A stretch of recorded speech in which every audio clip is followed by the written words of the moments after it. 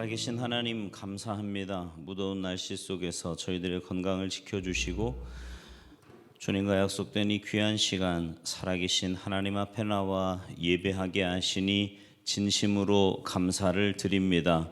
하나님, 우리의 삶의 주인은 하나님이시고 우리가 지음받은 목적은 우리 주인 되신 하나님을 찬양하며 주님께 예배하기 위함인 줄로 믿습니다.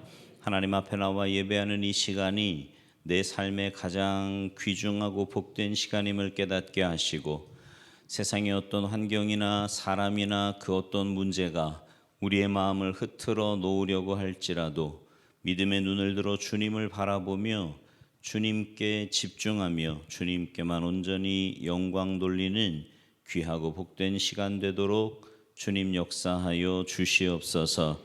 연약한 저희들 여러 가지 삶의 문제로 낙심하고 지친 마음 가지고 주님 앞에 나왔는데 오늘 이 밤에 하나님의 말씀 듣고 그 말씀 붙잡고 믿음으로 주님 앞에 기도할 때에 살아계신 하나님께서 각 사람의 심령 가운데 주님 만져주시고 역사하여 주셔서 주님의 응답하심과 주님의 살아계심을 다시 한번 체험하는 귀하고 복된 밤 되도록 은혜 내리어 주시옵소서. 감사드리며 예수님의 이름으로 축복하며 기도하옵나이다. 아멘. 오늘 이 밤 우리에게 주시는 하나님의 말씀은 시편 24편입니다.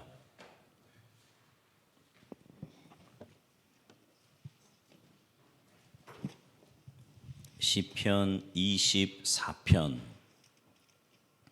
1절에서 10절까지 제가 한 절, 여러분이 한 절, 우리 한 절씩 교독하시겠습니다. 땅과 거기에 충만한 것과 세계와 그 가운데 사는 자들은 다 여호와의 것이로다. 여호와께서 그 터를 바다 위에 세우시며 강들 위에 건설하셨도다. 여호와의 산에 오를 자가 누구며 그의 거룩한 곳에 설 자가 누구인가? 곧 손이 깨끗하며 마음이 청결하며 뜻을 허탄한 데에 두지 아니하며 거짓 맹세하지 아니하는 자로다. 그는 여호와께 복을 받고 구원의 하나님께 의를 얻으리니 이는 여호와를 찾는 족속이요 야곱의 하나님의 얼굴을 구하는 자로다. 문들아 너희 머리를 들지어다. 영원한 문들아 들릴지어다. 영광의 왕이 들어가시리로다. 영광의 왕이 누구시냐? 강하고 능한 여호와시요 전쟁에 능한 여호와시로다. 문들아 너희 머리를 들지어다. 영원한 문들아 들릴지어다. 영광의 왕이 들어가시리로다. 영광의 왕이 누구시냐? 만군의 여호와께서 곧 영광의 왕이시로다. 아멘. 할렐루야. 오늘 이 저녁에 하나님의 은혜를 사모하여 주님 전에 모이신 여러분 모두에게 하나님의 크신 은혜와 사랑과 축복이 함께 하시기를 주님의 이름으로 축원합니다. 옆에 있는 분들 앞뒤 분들과 인사하시겠습니다. 참 잘 오셨습니다. 영혼을 구원하고 열방을 회복합시다. 인사하세요. 네. 옆에 있는 분들하고 인사하실 때는요 표정을 좀 밝게 하는 게 좋아요. 그죠? 네. 다시 한번 우리 인사하실 때 오늘 기도하고 응답받고 갑시다. 인사하세요. 네, 그래요. 응답받는다니까 기분은 좋잖아, 그죠? 네, 여러분 오늘 이 밤에 믿음대로 응답받는 귀한 시간 되기를 간절히 바라고요. 할렐루야. 하나님은 살아계신 하나님이시고 우리의 기도에 응답하시고자 여러분을 이 예배 자리에 초청하신 줄 믿습니다. 믿음 가지고 하나님 앞에 기도하시고요. 여러분의 그 믿음 가운데 역사하시는 하나님을 체험하시기를 간절히 소망합니다. 영국을 여행할 때 제일 먼저 방문하는 곳이 런던에 있는 웨스트민스터 사원입니다. 이곳에는 유명한 사람들의 묘가 있는데요. 엘리자베스 여왕을 비롯해서 음악가, 건축가, 시인, 귀족 등 영국의 유명 인사들의 무덤이나 비석들이 이 사원 안을 가득 채우고 있습니다. 일종의 박물관이라고도 할 수 있는데요. 그래서 관광객들은 영국 런던에 가면 가장 먼저 웨스트민스터 사원을 방문한다는 거죠. 근데 여러분 사실요, 이 웨스트민스터 사원은요 그런 목적으로 세워진 곳은 아니에요. 영국 역사를 보존한다든지 전통을 계승한다든지 또 관광객들에게 영국을 보여준다는 의미에서 뭐 나름 좋은 역할을 하고 있다라고 생각할지 모르겠지만 사실 그곳은 살아계신 하나님을 예배하는 예배당입니다. 분명 예배당임에도 불구하고 왕이 취임하는 것으로 또 유명 인사들의 묘지로 사용되고 있는 거죠. 그렇다 보니까 안타까운 것은 정말 많은 사람들이 그 사원 안에 들어가서 살아계신 하나님을 느낀다든지 하나님의 영광을 체험한다든지 이런 건 못하는 거예요.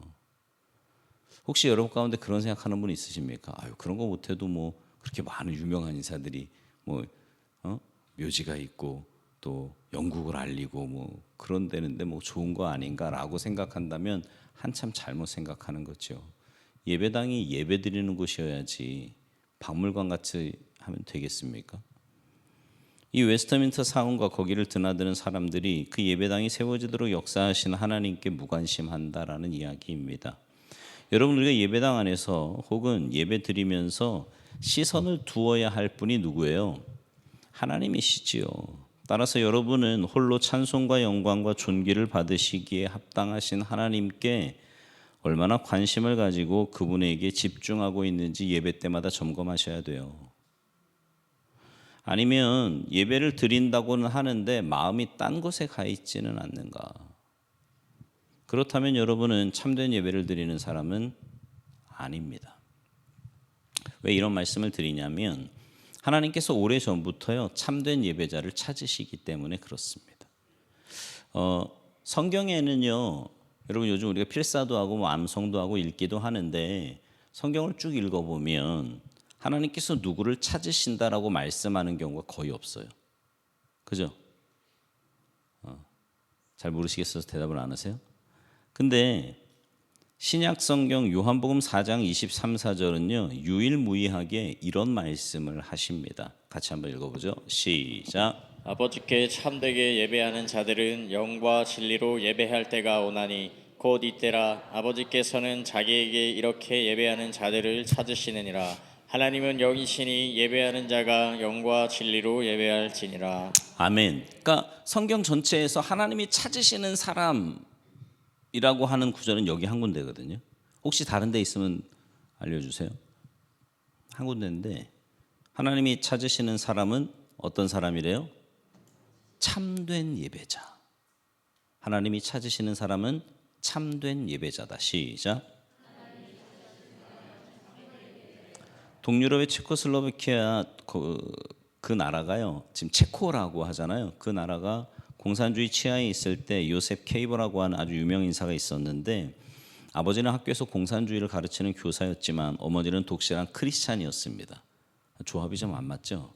근데 이 요셉 케이버는 어릴 때 주일이 되면 3시간 기차를 타고 수도 프라하로 가는 거예요. 예배 드리려고. 3시간. 우리 교회에서 3시간 오는 분은 아직 안 계시지. 그래도 한 2시간까지는 내가 알고 있는데. 그죠? 네. 가서 오전 예배를 2시간 30분 동안 예배를 드립니다. 오전 예배를요. 그리고 예배를 마치면 공원에 가서 점심을 먹고 그리고는 오후 예배를 또 역시나 2시간 30분 오후 예배를 드려요. 그리고 3시간 기차를 타고 집으로 옵니다.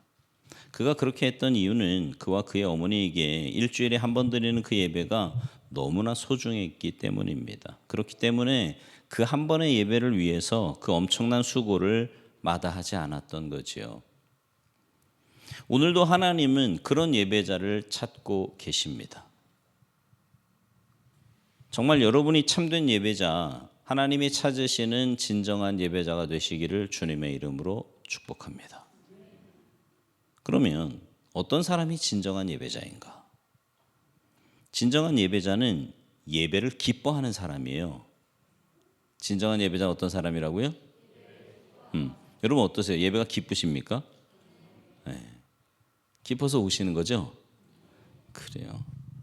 그래서 시편 기자가요, 시편 122편 1절에서 이런 고백을 합니다. 같이 읽어볼까요? 시작. 사람이 내게 말하기를 여호와의 집에 올라가자 할 때에 내가 기뻐하였도다. 아멘. 그러니까 누군가 자기에게 하나님의 집, 성전에 올라가자고 할 때 너무 기뻤다는 거예요.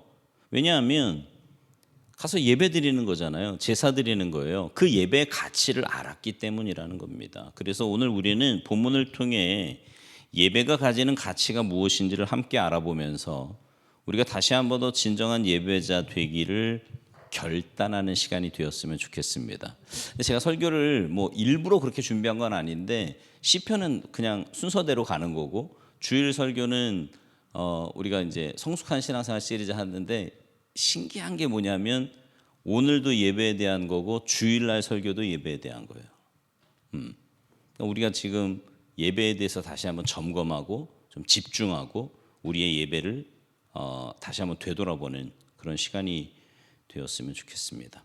오늘 본문을 기록한 사람이 다윗인데요. 다윗의 생에서 일어났던 크고 작은 많은 사건들 중에 아주 독특한 사건이 하나 있었어요. 그게 뭐냐면 왕이 된 직후에 이 나라는 하나님이 왕이 되어서 다스리시는 신정국가다. 그걸 상징하는 것이 하나님의 언약궤이고 그 언약궤가 모셔진 성막이 하나님이 계신 성소가 될 거다. 이걸 선포하고요. 또 이것을 온 이스라엘 백성들의 가슴에 심기 위해서 오벳 에돔이라고 하는 사람의 집에 있던 언약궤를 이스라엘의 새로운 수도인 예루살렘으로 메어 올라옵니다. 언약궤가 다윗성으로 들어올 때 다윗이 하나님 앞에서 막 춤추고 찬양하고 뛰놀고 막 난리가 났잖아요. 그때 부른 찬송이 바로 오늘 본문 시편인 시편 24편이라는 거죠. 그 이후로 이 시편은 이스라엘 백성들이 하나님께 예배 드릴 때마다 제사 드릴 때마다 부른 찬송시였는데 오늘 이 본문이 세 단락으로 나뉘어져 있습니다. 1, 2절은 하나님이 어떤 분이신가, 3절부터 6절은 하나님이 예배하는 자에게 어떻게 하시는가, 7절부터 10절은 예배를 만나러 오시는 그 예배자를 만나러 오시는 우리 하나님에 대해서 말씀하고 있습니다. 자, 그러면 1, 2절이 말씀하는 하나님은 어떤 하나님이신가? 1, 2절 말씀이요, 하나님에 대해서 말하면서 1절에 하나님께서 출애굽한 이스라엘 백성들과 시내산에서 언약을 맺으시면서 하셨던 말씀과 똑같은 말씀을 하십니다. 자, 출애굽기 19장 5절에 보면요, 이런 말씀이 있거든요. 같이 읽어보죠. 시작. 세계가 다 내게 속하였나니 너희가 내 말을 잘 듣고 내 언약을 지키면 너희는 모든 민족 중에서 내 소유가 되겠고. 아멘. 이 말씀은요, 출애굽한 이스라엘 백성들이 출애굽한 지 석 달 만에 시내산에 도착했을 때 하나님께서 이스라엘 백성들과 언약을 맺으시는 장면입니다. 하나님께서 번개와 구름과 불과 화염과 나팔 소리 등으로 그렇게 시내산에 임하셔서 그 백성들과 언약을 맺으셨는데 그걸 뭐라고 하냐면 시내산 언약이라고 합니다. 들어보셨죠? 네, 시내산 언약. 이스라엘 백성들에게 언약을 맺자고 먼저 손을 내미신 분이 하나님이세요. 그 하나님께서 뭐라고 말씀하십니까? 이 세상 모든 만물이 다 내 거다, 이렇게 말씀하세요. 맞죠? 그분이 창조하셨으니까. 오늘 본문 1절은 바로 그 시내산 언약을 맺을 때와 똑같은 말씀을 하시는데요. 1절 읽어볼까요? 1절 시작. 땅과 거기에 충만한 것과 세계와 그 가운데에 사는 자들은 다 여호와의 것이로다. 아멘. 여러분, 이 세상 모든 만물이 다 하나님의 것입니다. 아멘이세요? 우리 모두 다 하나님의 거예요. 네, 아멘하기 싫으세요? 우리가 살아온 날들이 하나님의 것입니다. 우리가 앞으로 살아갈 날들도 하나님의 거예요. 그러니까 나도 하나님의 거고 내 자녀도 하나님의 거고 우리 자신에 대한 어떤 계획이나 생각도 하나님의 거고 자녀들에 대한 어떤 계획이나 생각도 하나님의 거고 모두가 다 하나님의 거다라고 하는 고백이 여러분 안에 있으십니까? 이거 되게 중요한 거예요. 내 거라고 생각하니까 자꾸 욕심도 내고 막 속도 상하고 힘들어하고 이러지 않습니까? 하나님 거예요. 하나님 거. 네. 오늘 예배에 대해서 말씀하시는 하나님은, 그러니까 우리가 예배하는 그 하나님은 어떤 하나님이신가? 온 세상 만물을 친히 창조하신 창조주시다라는 것을 우리에게 말씀하고 있는 거지요. 여러분 우리가 아무리 애를 써도요 창조주 하나님을 능가할 수 없습니다. 그분을 외면하고 우리 마음대로 살 수 없다고요. 특별히 하나님의 자녀가 딱 된 사람들은 내 마음대로 못 살아요. 세상 사람들은 상관없어. 자기 마음대로 살아도. 왜요? 뭐 하나님하고 상관없는 사람들이니까 나중에 뭐 지옥을 가든 어떻게 하든 상관없는데 우리는 아니에요. 여러분 옆집 애가 뭐 담배를 피든 술을 먹든 학생인데 중학생인데 그거 가지고 막 속은 상해도 뭐라 그러지 않잖아요. 요즘 무서워서도 못 그러잖아. 그죠? 왜요? 내 새끼가 아니니까. 근데 내 새끼가 그러면 어떻게 해요? 반쯤 죽여놔서라도 그걸 고쳐야 되지 않겠습니까? 그죠? 네. 냅둬요? 내 새끼도? 아니잖아요. 하나님의 자녀인 우리는 하나님이 그냥 두시지 않는다라는 거죠. 우리의 모든 것이 다 그분의 손 안에 있다. 그래서 2절에서 뭐라고 말씀해요? 2절 보세요. 시작. 여호와께서 그 터를 바다 위에 세우시며 강들 위에 건설하셨도다. 아멘. 하나님께서 온 세상을 조성하셨고요. 내 인생을 계획하셨고 내 모든 인생이 그의 계획대로 흘러가는 것이다. 이렇게 말씀하는 거예요.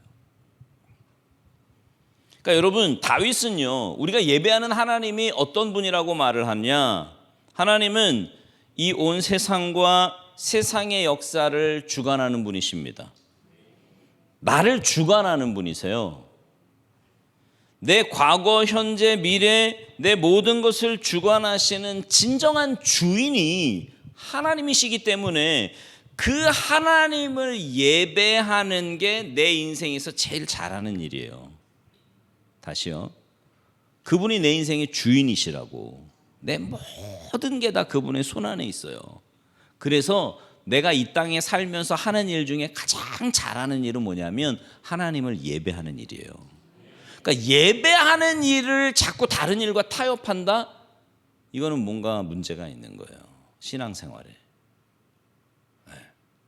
그렇잖아. 그분이 내 인생의 주인이에요.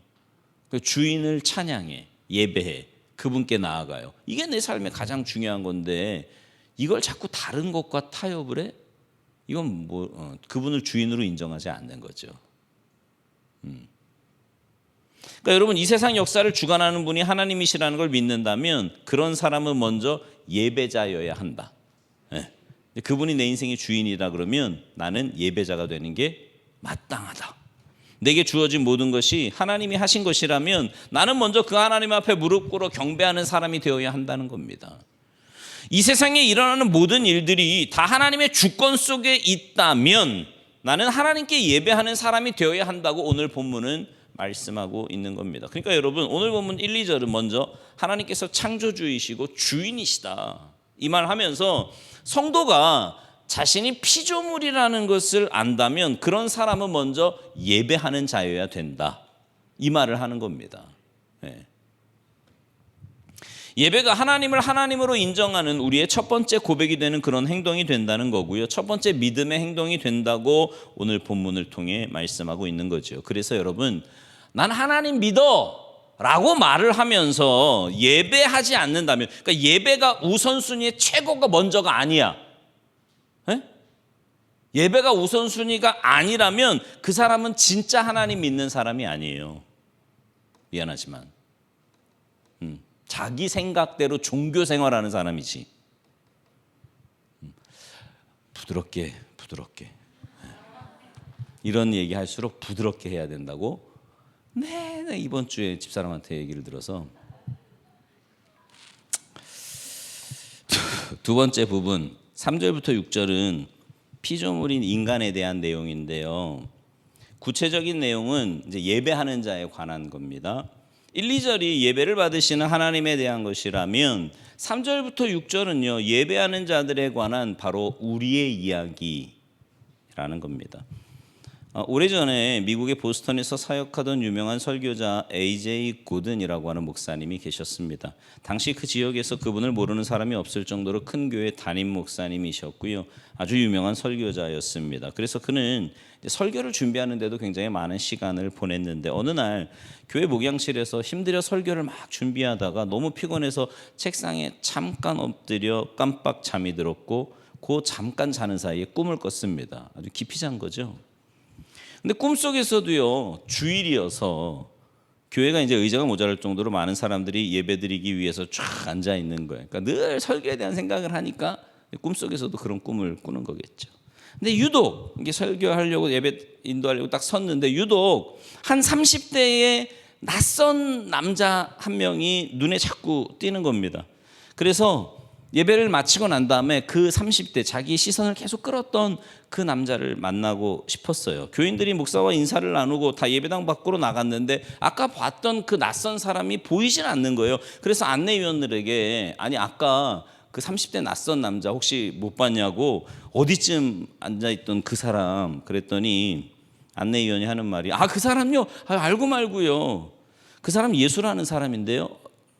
라고 말을 하는 거예요. 그래서 이 말을 듣는 순간 목사님이 깜짝 놀라서 예수님이요? 이러면서 깬 거예요. 이 목사님이 이 꿈을 통해서 뭘 배웠겠어요? 목사가 예배를 인도하고 설교할 때 여러분들은요 어떤 면에서는 2차 청중입니다. 그러니까 설교를 듣는 2차 듣는 자라는 거예요. 이 고든 목사가 그때 깨달은 게 뭐냐 하면 나의 예배에 1차 예배자로 앉아 계시고 내 설교를 1차로 들으시고 우선으로 듣는 분은 바로 예수님이다. 나는 이제부터 교인들의 귀를 의식하는 설교보다 듣고 계신 예수님의 귀를 의식하는 설교자가 되어야 되겠다. 그때부터 이 목사님이 변했고요. 교회가 변했고 그렇게 되다 보니까 교회가 부흥하고 많은 선교 사업을 하는 교회로 변화되었다고 합니다. 무슨 말이에요? 이 지극히 당연한 얘기 같지만 무소부재하신 하나님은 예배 가운데도 임재하시는 분이라는 겁니다. 그러니까 지금 여러분 옆에 앉아서 같이 예배 드리시는 거예요. 누가요? 우리 주님이 여러분 옆에 한번 봐봐. 여러분 옆에 계시는 거예요. 여러분 그동안 예배를 인도하고 설교하는 자로서 저는요 예수님의 귀를 시원하게 해드리는 예수님이 들으셔서 좋은 그런 설교를 얼마나 했을까? 얼마나 반성이 되는지 모릅니다. 여러분도 마찬가지예요. 여러분도 정말 예배하면서요. 여러분이 진짜 예배하면서요. 모든 예배 시간에 부드럽게 여러분의 옆에 여러분의 옆자리에 앉아 계셔서 나와 함께 하시는 그분을 얼마나 의식하는가 생각해 보세요. 지금 여러분이 이렇게 예배를 드리는데 주님이 내 옆에 계시는 걸 내가 얼마나 의식하면서 예배를 드렸는가 거기에 따라서 우리의 예배 태도는 완전히 달라집니다. 달라지죠. 그래도 안 달라지는 건 믿음 없는 거고. 그죠? 주님이 내 옆에 계신데 어떻게 예배 시간에 딴짓을 하고 있어요. 그죠?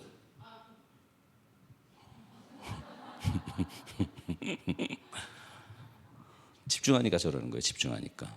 그죠? 딴짓 못해. 어떻게 주님이 옆에 계신데 이러고 있어요. 말이 안 되지. 감옥 생활에서 찬송 생활로, 찬송 생활의 권능, 이게 지금 책 제목이거든요. 이거를 지은 멀린 캐로더스라고 하는 유명한 목사님이 있습니다.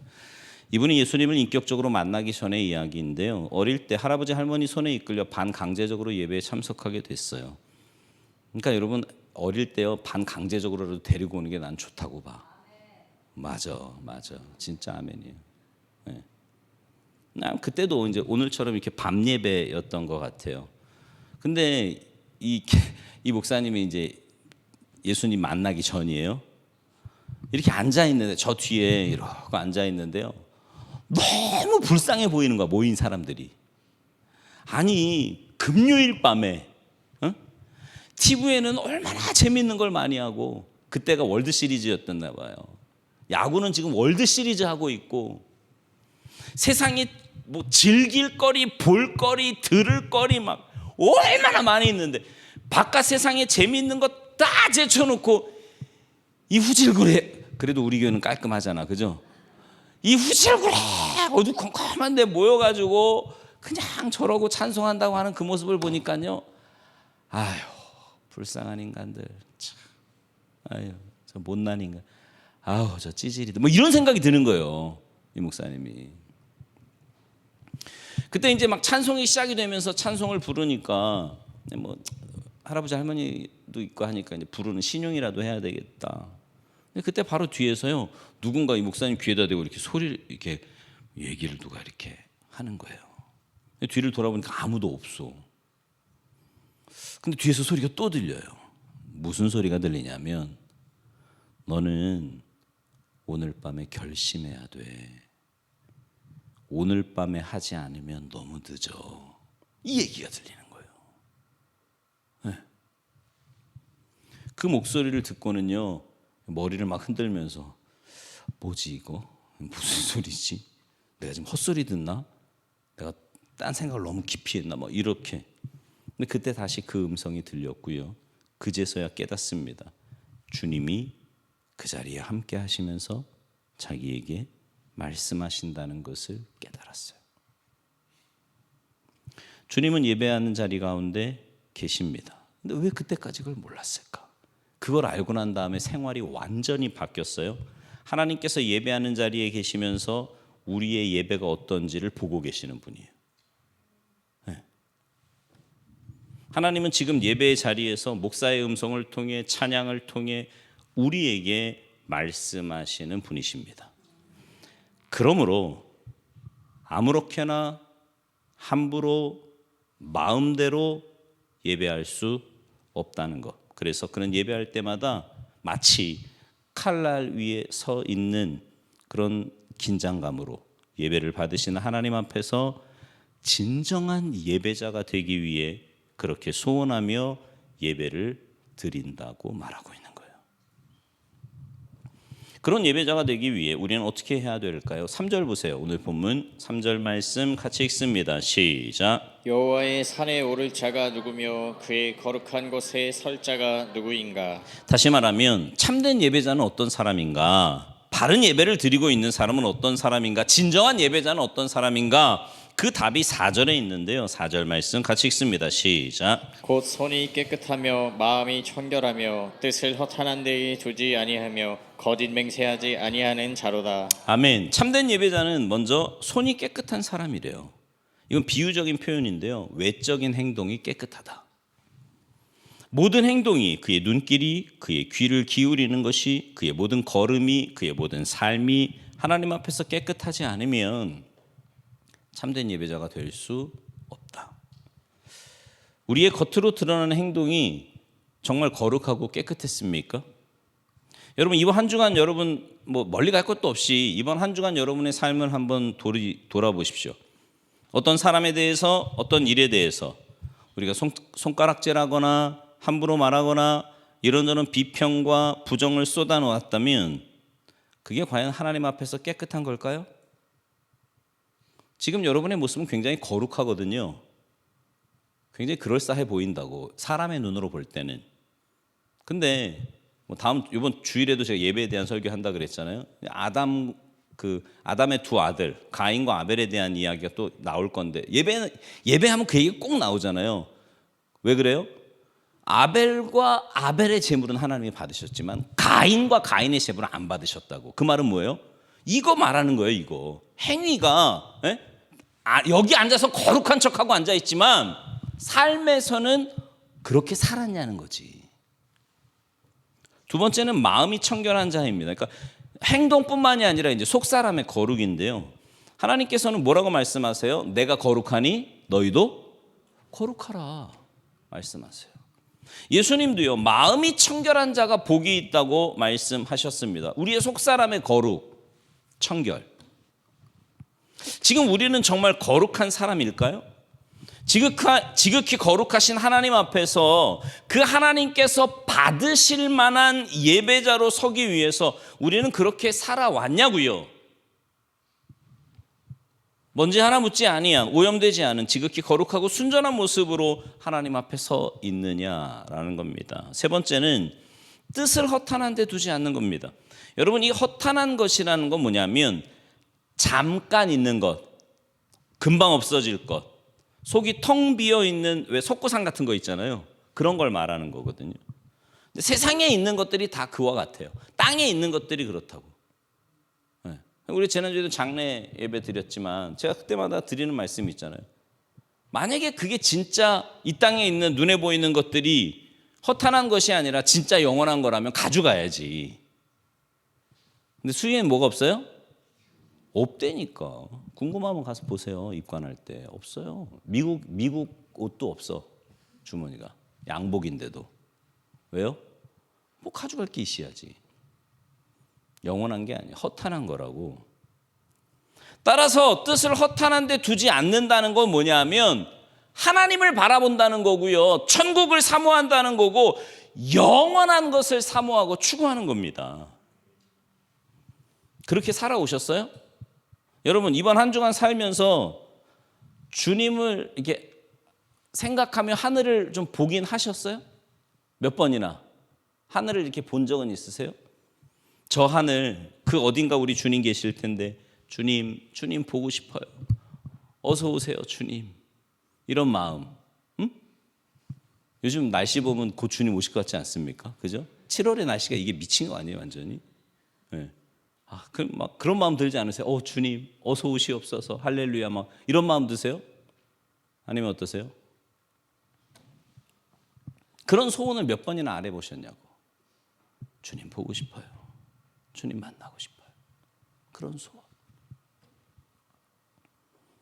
천국 가고 싶다며. 그 천국에 계신 주님을 얼마나 사모하며 사시냐고요. 네 번째는 거짓 맹세하지 않은 자여야 합니다. 함부로 말하지 않고요. 말한 것은 무슨 일이 있어도 지키는 그런 삶을 얼마나 살아왔느냐라는 거예요. 그러니까 무슨 말이냐면 하나님께서 만나주시는 예배자는요. 외부적으로 드러나는 행동이 깨끗하고요. 눈에 보이지 아니하는 마음이 깨끗하고요. 뜻을 허탄한 데 두지 않고 거짓 맹세하지 않는 사람이라는 겁니다. 여러분 이 네 가지 항목에 합격점을 받을 사람이 몇 명이나 있을까요? 나는 합격할 수 있다. 한번 손 들어보세요. 이 정도 기준에는 나는 늘 이렇게 살아왔다. 쑥스러우시면 그럼 눈만 깜빡깜빡 해봐 그러면. 손들기 쑥스러운 분들은 없어요. 단언컨대 아무도 없어요. 그렇다고 절망적인가요? 아니요. 우리의 문제를 해결하고 소망을 주시기 위해 예수님이 이 땅에 오신 줄 믿습니다. 그래서 여러분 오늘도 우리가 내 공로 때문이 아니라 예수님의 공로 때문에 주님 앞에 나아갈 수 있는 거예요. 나는 거룩이 아니라 지극히 추하고 더럽고 때묻고 오염되었지만 그런데 예수를 믿는 그 믿음 때문에 그러니까 예수님 때문에 나 거룩하다고 해주시는 거예요. 주님의 보혈이 나를 덮었거든. 주님의 보혈이 나를 덮었어. 그래서 하나님이 우리를 보실 때요, 그 주님의 보혈을 보시면서 거룩하다, 의롭다 칭해 주시는 거예요. 칭해 주시는 거.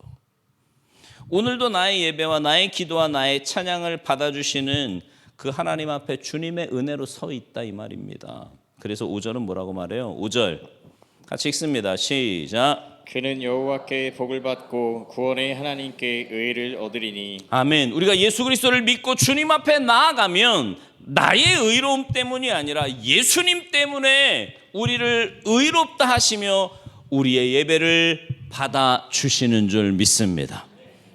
우리가 그런 찬양 종종 부르잖아요. 보혈을 지나 이 찬양. 그죠?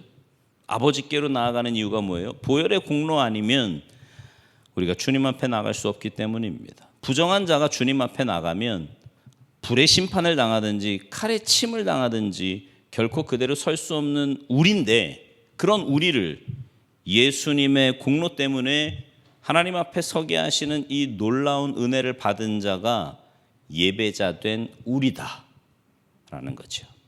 그래서 여러분 예배자는 어떤 사람이에요? 행동이 깨끗하면 좋지요. 속사람이 거룩하면 좋아요. 뜻을 허탄한 데 두지 아니하면 좋습니다. 말 함부로 하지 않으면 좋아요. 그리고 나중엔 그렇게 될 거야 우리가.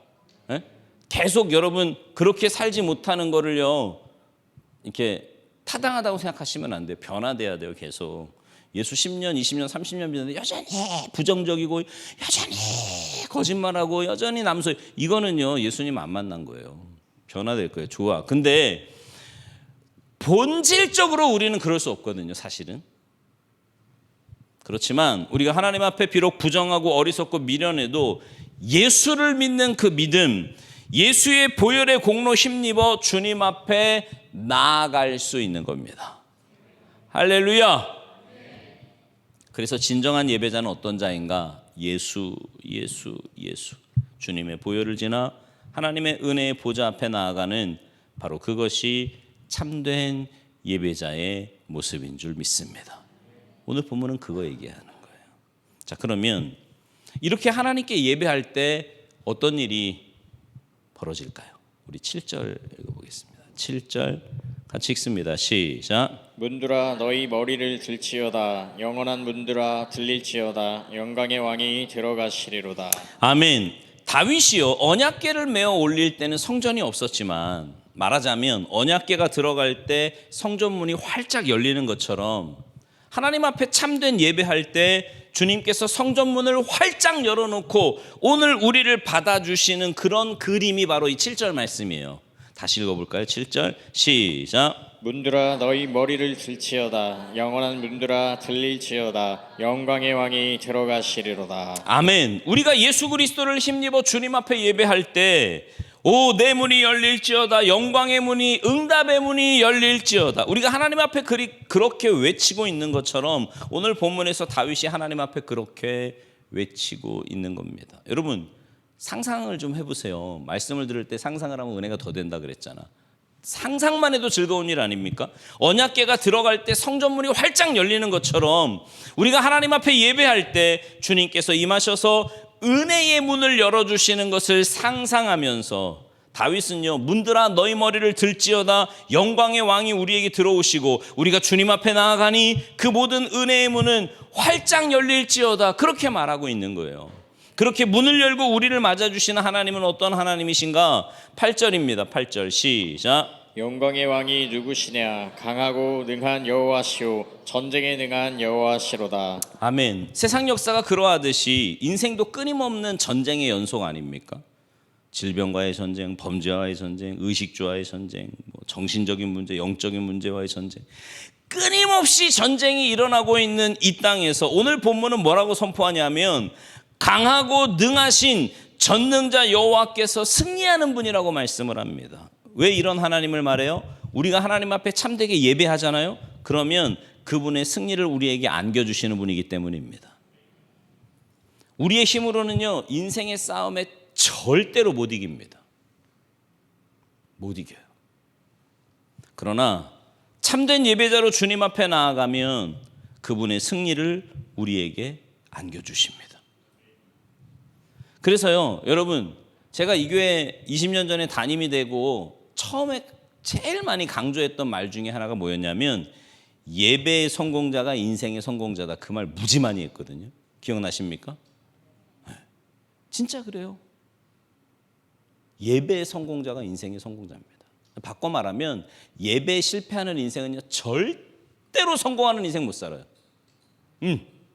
역사가 증명을 하고요 말씀이 증명을 합니다. 진짜로. 우리 한번 힘있게 한번 외쳐볼까요? 예배의 성공자가 인생의 성공자다. 그러니까 예배에 성공하는 사람, 그가 인생의 성공자가 될 뿐만 아니라 예배를 통해 승리하는 사람이 인생의 싸움에서 승리하는 사람이라고 오늘 본문은 우리에게 말씀하고 있는 겁니다. 그래서 오늘 본문 9절 10절은 다시 한번 이렇게 말해요. 자, 오늘 본문 9절 10절 같이 읽습니다. 시작. 문들아 너희 머리를 들지어다. 영원한 문들아 들릴지어다. 영광의 왕이 들어가시리로다. 영광의 왕이 누구시냐? 만군의 여호와께서 곧 영광의 왕이시로다. 아멘. 우리가 예배하는 그 자리에 주께서 문을 열고 우리를 맞아주시면서 우리와 함께 하시면서 그의 놀라운 승리를, 그의 놀라운 성공을 우리에게 안겨주시는 일이 뭐를 통해서 일어나요? 예배를 통해 일어납니다. 믿으십니까?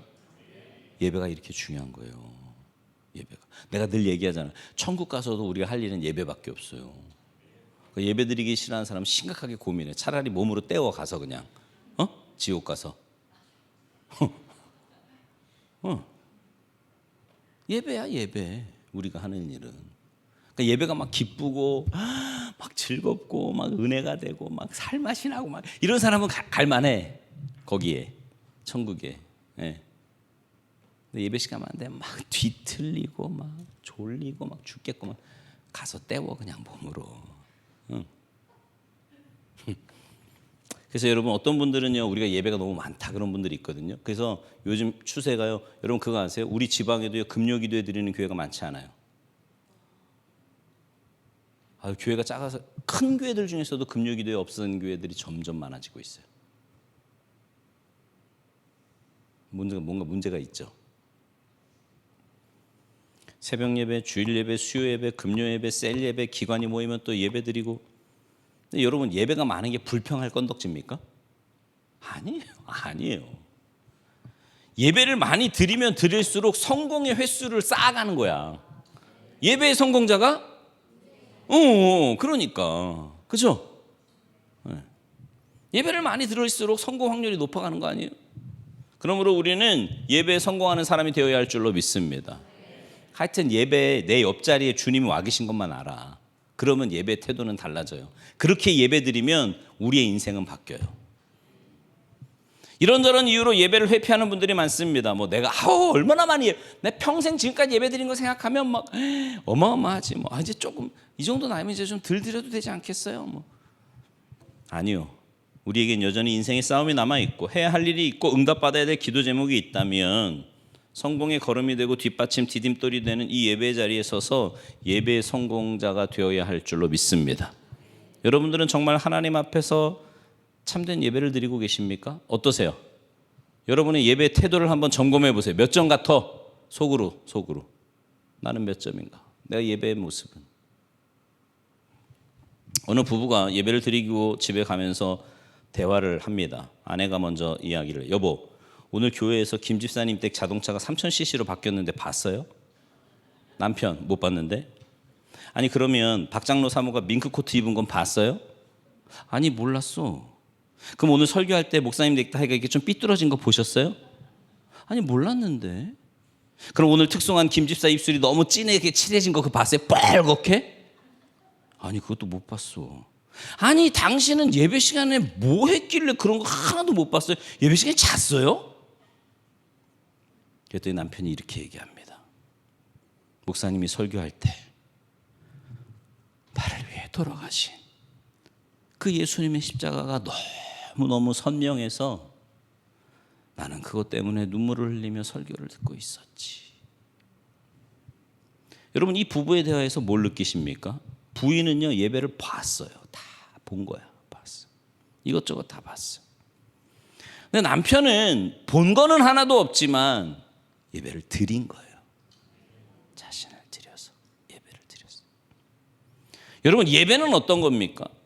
예배 시간에 이것저것 둘러보며 이건 이렇고 저건 저렇고, 여러분 그건 예배가 아니에요. 예배 시간에 누군가를 볼 수 있는 분은 하나님 한 분밖에 없습니다. 미안하지만 여러분은 예배를 보기 위해 앉아있는 분들이 아니에요. 드리기 위해 앉아있는 분들이지.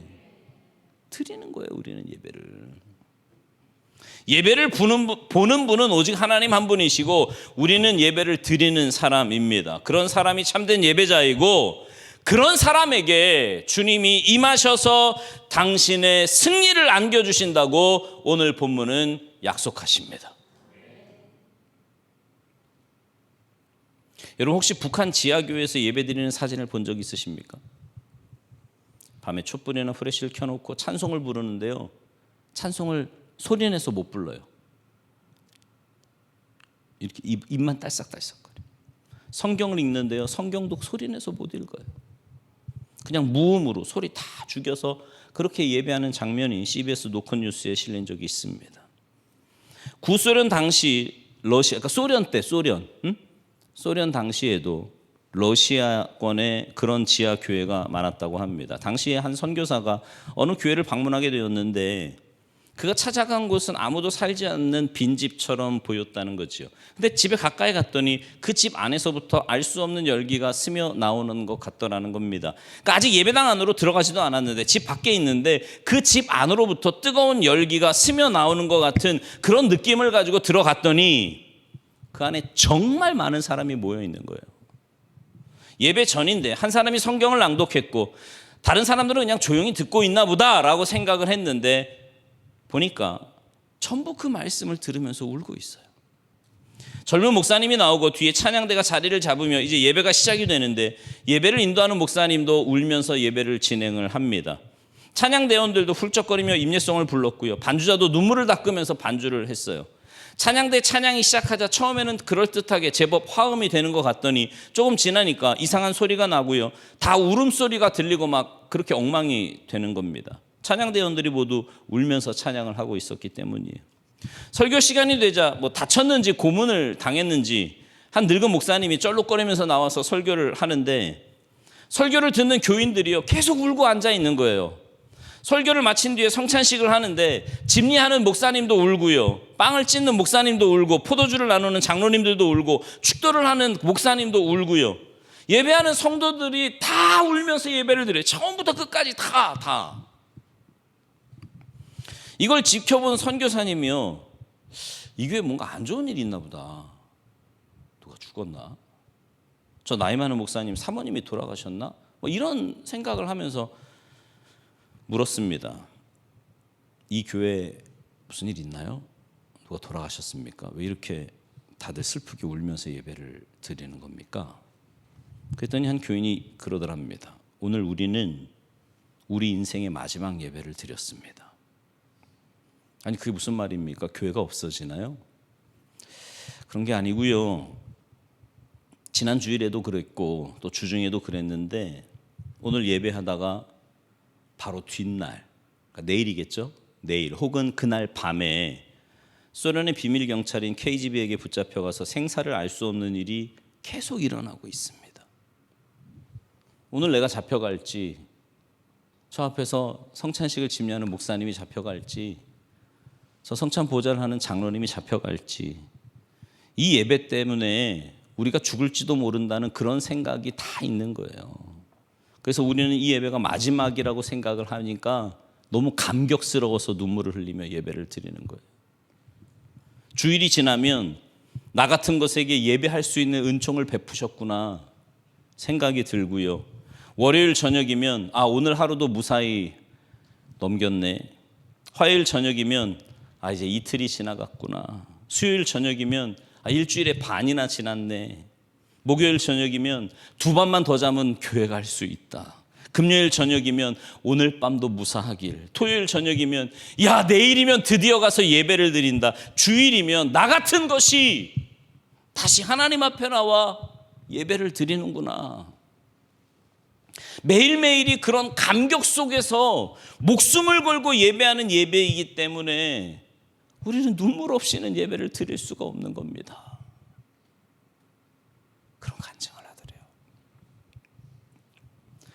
근데 이 소리를 듣고 선교사가 그렇군요 하고 놀랐는데 더 깜짝 놀랄 일이 생겼어요. 그게 뭐냐면 그 자리에 함께 갔던 러시아인 가이드가 그 이야기를 듣고 그 상황을 쭉 보더니 나도 오늘부터 예수를 믿겠습니다. 그렇게 고백하더라는 거죠. 무슨 말이에요? 우리가 창조주 하나님, 우리의 주인 되신 하나님을 진정으로 섬기는 일은요, 예배가 우선이라는 거예요. 누가 뭐라 그래도 예배가 무너진 신앙은요, 건강한 신앙이 아닙니다. 절대로 건강한 신앙이 아니에요. 무슨 이유를 대든 어떤 핑계를 대든 그렇게 예수 그리스도를 의지하여 예배하며 나아가면 전능하신 하나님, 만군의 여호와, 승리자이신 여호와께서 오셔서 당신의 승리를 우리에게 안겨주시는 그 놀라운 일이 예배를 통해 일어난다는 거예요. 예배를 통해. 그러니까 여러분, 우리는요 가장 우선적으로 예배에 성공해야 돼요. 그러니까 마귀가요 어떻게 해서든지 예배 시간만 되면 난리를 지기는 이유가 거기에 있는 거예요. 여러분, 우리 자녀들에게요, 다른 거 가르치는 것보다 예배에 성공해야 된다고 가르쳐야 합니다. 그래야 모든 것의 성공이 고구마 줄기 당기면 따라 나오듯이 그냥 따라 나오는 거예요. 예배에서 성공하지 않는데 그 아이의 장래를 뭐로 보장하겠습니까? 네? 예배에 목숨을 걸지 않는데 다른 거에 목숨을 건들 그 삶이 나중에 얼마나 허망하겠냐고. 네. 이게 진짜인 줄 알고 막 쫓아갔는데 막상 딱 잡고 보니까, 여러분, 그 자리에까지 못 올라가니까 그게 커 보이고 그냥 평생 그거 쫓아가는 것처럼 가지, 그 자리에 일단 딱 올라가고 보면요, 그렇게 허무할 수가 없다는 거 아니에요. 오늘 성경은 우리에게 말씀해요. 우리가 예배에 전부를 걸 때 하나님은 당신의 전부를 걸고 우리를 축복하시는 하나님이라는 겁니다. 그러니까 우리가 예배에 목숨을 걸어야 되는 이유가요, 하나님이 목숨을 걸고, 아니 목숨을 내어주시면서 우리를 예배자로 부르셨기 때문에 그런 거예요. 하나님은 목숨을 내주셨는데 우리는 너무 편하게 예배를 드려. 내 컨디션 따라, 내 마음 따라, 내 감정 따라. 여러분, 예배는 그런 거에 따라 드리는 게 아니에요. 어떤 상황에서도 목숨 걸고 드리는 게 예배지, 내 기분 따라, 감정 따라 드리는 게 예배가 아니라고. 오늘 예배하다 죽을 것처럼 그렇게 정신 바짝 차리고. 여러분, 무당들도요, 작두 타잖아요. 작두. 그 시퍼런 칼날 위에 귀신 들려가지고 그렇게 미친 짓을 하는데, 살아계신 하나님을 예배하는 우리가 그런 칼날 위에 선 것 같은 영적인 긴장감 없이 함부로, 마음대로, 대충 그렇게 예배 드린다면 어떻게 하나님의 영광이 내 영광이 되고, 어떻게 하나님의 승리가 내 승리가 될 수 있겠습니까? 우리는 이유 여하를 막론하고 예배에 성공하는 사람이 되어야 합니다. 우리 다음 세대들과 자녀들에게 예배 우선을 가르쳐야 돼요. 너 예배만 성공하면 인생의 승리자 될 수 있다. 너 공부 좀 못하는 거 괜찮아. 근데 예배 안 지키는 건 절대 안 돼. 이게 있어야 돼요. 야야야, 예배는 평생 드릴 건데 공부부터 해, 공부부터. 참 신앙인으로 살겠습니까? 그 아이가 절대로 못 살아요. 기준이 벌써. 여러분, 이건 하나님의 법칙이에요. 하나님의 불변의 법칙. 여기 있는 하나님의 자녀들에게, 우리의 다음 세대들에게 이걸 가르쳐서 예배의 승리자, 인생의 승리자가 되게 해야 할 것입니다. 예배에 성공하는 사람, 인생의 성공자가 될 겁니다. 이게 우리 기독교 최대 가치이고 최고의 가치예요. 여러분, 요즘은요, 예배가 위협받는 시기 아닙니까? 그죠? 그러니까 하나님의 이름이 도전을 받아요. 말씀의 권위가 도전을 받아. 말씀대로 진리를 외쳐도요, 그 진리가 요즘 각종 오염된 소위 말하는 윤리 도덕으로, 그러면 안 된다고, 기독교는 너무 편협하고 독선적이라고. 여러분, 정답을 갖고 있는 게 독선입니까? 1 더하기 1은 2라고 이야기하는 게 독선이에요? 말도 안 되는 얘기하는 거예요. 우리는 알잖아, 정답을. 생명의 길은 누구밖에 없어요? 예수님밖에 없어요. 이게 독선이에요? 지금 딴 생각하는 분들은 뭔 생각하는 거예요, 지금? 여러분, 생명의 길이 예수님밖에 없음을 믿으십니까? 이건 독선이 아니에요. 그냥 정답이지. 생명의 길이지. 그걸 이야기하는. 근데 요즘은요, 하도 개인주의가 판을 치고요, 자기밖에 모르는 세상이 되다 보니까요, 나한테 조금 피해가 온다 싶은 건 다 쳐내는 거예요. 독선적이래요. 듣기 싫어하는 거죠. 동성애도 허용해야 된다 그러고. 성경 어디를 보십시오. 동성애 허용에 대한 이야기가 나오나. 네? 여기서 내가 조금 더 세게 얘기하면 이제 조금 있으면 잡혀가는 시기가 와. 네? 진짜로. 두고 보세요. 내가 여기서 동성애에 대한 얘기 조금만 더 세게 하면 인권 침해니 뭐니 이런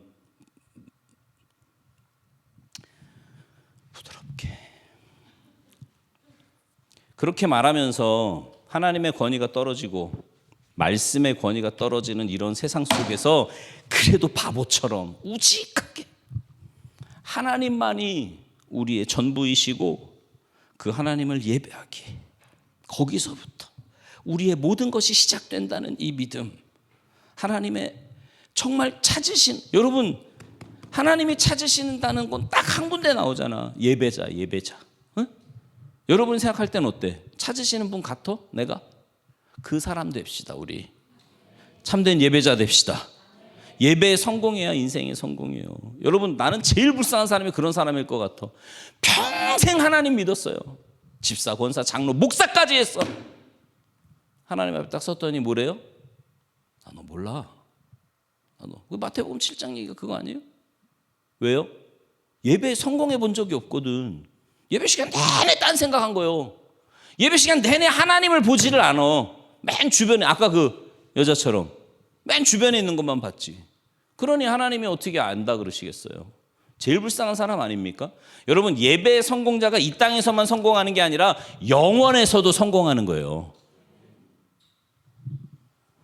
예배의 성공자가 되어서 이 땅에서부터 주님이 주시는 능력으로 날마다 승리하는 삶을 사실 뿐만 아니라 영원한 천국에서 하여튼 난 주님 빨리 오셨으면 좋겠어. 지금.